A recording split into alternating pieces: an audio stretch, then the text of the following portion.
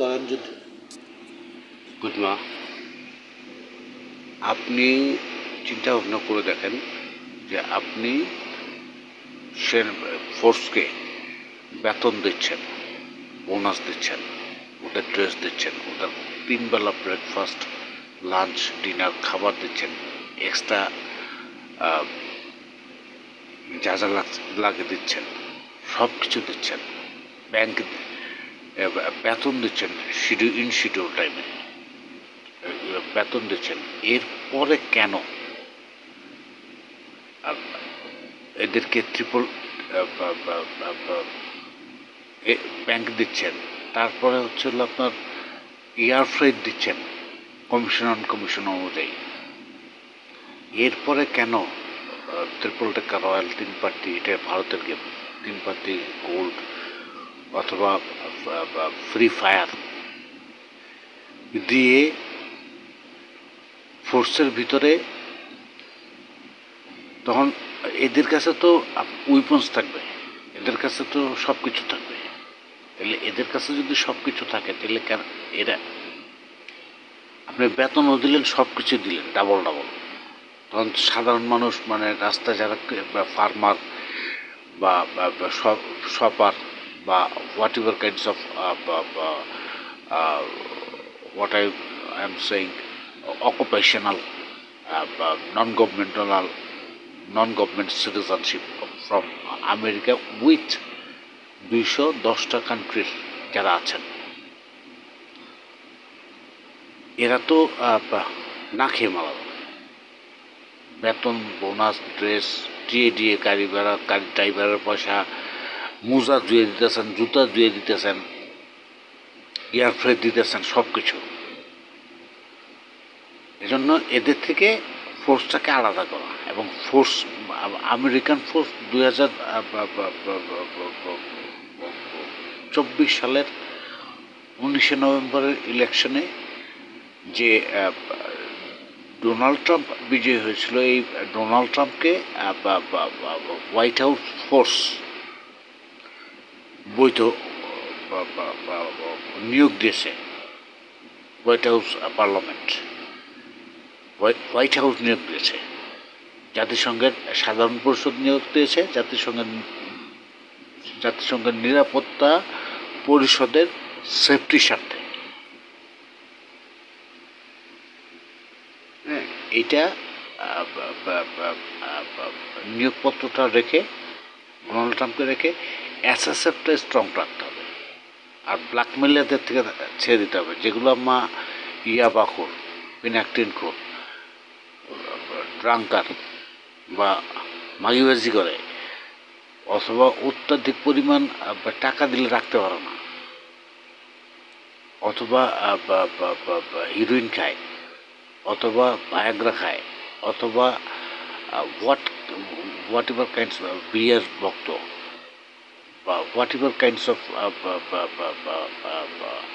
What I am saying drug attracted, এদেরকে একটু সুষ্ঠুভাবে অ্যাভয়েড করে ক্রম অনুযায়ী যেটা টিচারের সম্মান টিচারের কাছে, যেটা পাইলটের সম্মান পাইলটের কাছে, যেটা ড্রাইভারের সম্মান ড্রাইভারের কাছে, স্কুল টিচারের সম্মান স্কুল টিচারের কাছে, কলেজের শিক্ষক কলেজের কাছে, ইউনিভার্সিটির টিচার ইউনিভার্সিটির কাছে, আমেরিকান যে আপনার প্রকৌশলীদের সম্মানটা প্রকৌশলীদের, সাংবাদিকদের সম্মানটা সাংবাদিকের, ইঞ্জিনিয়ারের সম্মানটা ইঞ্জিনিয়ারের, বা যদি কেউ ধার্মিক হয়ে থাকে ওই ধার্মিকদের সম্মানটাও ধার্মিকদের।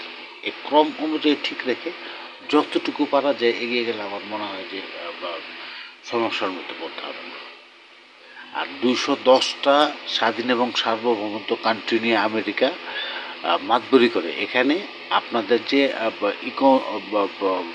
ইকোনমিক্যাল বা অর্থকরী বিভাগ জাতিসংঘের, এরা মনে করেন US ডলার ছাপালো কোথায়, বা একটা US ডলার ছাপাতে হাউ মাচ প্রাইস খরচ কত পড়ে, আমেরিকান স্টক এক্সচেঞ্জের কোনো কথাই ওনাদেরকে বলা যাবে না, বা ডলার ছাপানোর প্রেস কোথায়, বা কোন লেভেলের কি করতেছে। আমেরিকা একটা জিনিস করতে হবে যে আমেরিকা দেয়, আমেরিকা জানার পরে আমেরিকান সাধারণ পরিষদ জাতিসংঘের নিরাপত্তা পরিষদের মাধ্যমে what ever kinds of problem of the world America should be solve from trying there level best. So জিনিসটা হবে এরকম। এবং প্রত্যেকটা দেশের অ্যাডমিনিস্ট্রেটিভ 2 দিন পরে পরমাণু স্যাটেলাইট, সাব স্যাটেলাইট ডিভাইস অথবা মেরিন ওয়াটার সাবমেরিন এগুলো নিয়ে না বলে চ্যালেঞ্জিং যে ইস্যুগুলা বা একটা দেশের পরমাণু বিষয়ের চ্যালেঞ্জগুলো, এই চ্যালেঞ্জগুলো যেন কোনো কান্ট্রি না দিতে পারে।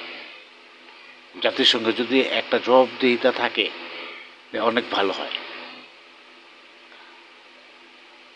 জাতিসংঘের মাধ্যমে একটা জবাবদিহিতা থাকলে অনেক ভালো হয়। এবং এটা বাংলাদেশ ফোর্স থেকে উঠে দিতে হবে। যে গেমস বাংলাদেশের জিজ্ঞেস করতে হবে যে বাংলাদেশের ফোর্সের নন কমিশন এবং কমিশনদের স্যালারি কত, জেনে ওইটা শুধুমাত্র বাংলাদেশের এখন তো গভর্নমেন্ট অবৈধ, কাকে দিবেন। বিএনপি গভর্নমেন্ট তো 1 বছর করলো, ডক্টর ইউনূস তো বিএনপির পাটছায়া, জামাতের পাটছায়া, মানে ছায়া। খামাক্ষা নরেন্দ্র মোদীকে একটু বোঝায়েন যে বকসত তুই তো তার ইলেকশনে ফেল করবি। এটা বললেন যে তুই ভারতে কি নাই, তোর কোনটা নাই, তুই চন্দ্র নিয়ে গবেষণা করছস, সূর্য নিয়ে গবেষণা করছস, কৃষি নিয়ে গবেষণা করতেছস, তুই ভারতের তুই আগে ঠান্ডা, তুই তোর প্রতি তুই নিজে আস্থাশীল হ। ভারতের মানুষ তোরা চায়। ভারত না খেয়া খাওয়ানোর মতন দেশ, তোর কি হয়েছে? তোর 19তম বিধানসভার মধ্যে তোর ইলেকশন, তোর দেশের প্রতি তোর ভরসা নাই। তুই যে কাজ করতেছস, তোর যে ইনভেস্টমেন্ট, তোর যে অনারেবল ফিউম্যানিস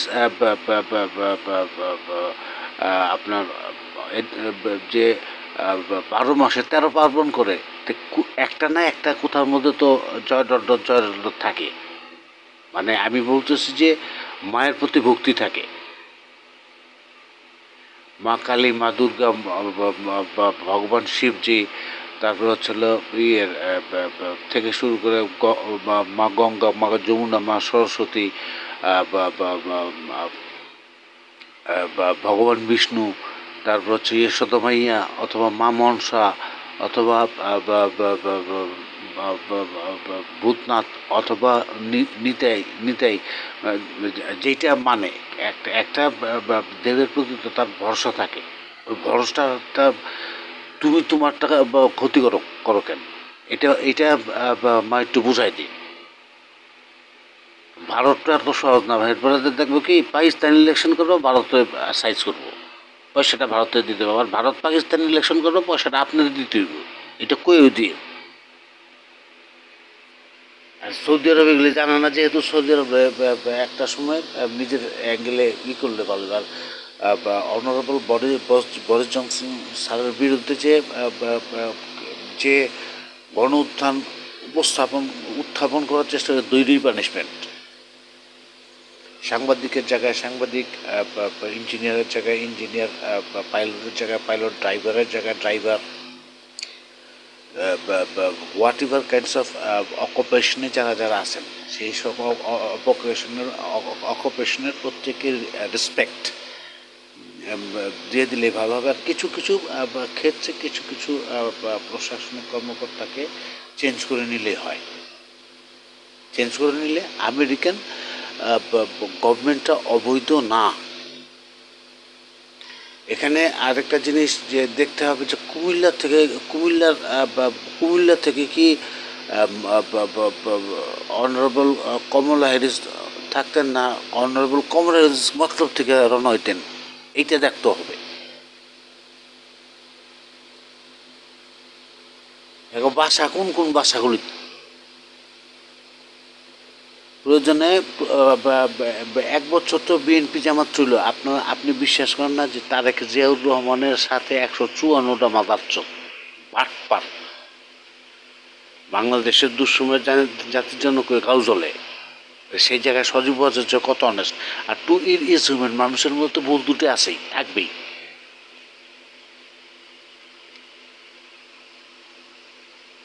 কানাডিয়ান আইসিটিটা কানাডা দেখবো, বাংলাদেশ থেকে এটার তথ্য পাচার কে করে একটু দেখতে। চায়নার তো আইসিটিটা চায়নার থাকবো, বাংলাদেশ থেকে তথ্য পাচার করে কি এটা দেখতে হইব। কোরিয়ানরা ভূপুক্র বানাইতেছে, ইরান 3টা সাব স্যাটেলাইট বানাইতেছে। এগুলি কি ওরা যদি কয় হারাম হালাল, তাহলে বুঝেন যে এই যে মুসলমান ধর্মের স্যাটেলাইট ব্যবহার করে, এটা কি কাফেররা করে না? এগুলো দাড়ি টুবুলা সানত বাস্তাররা করে।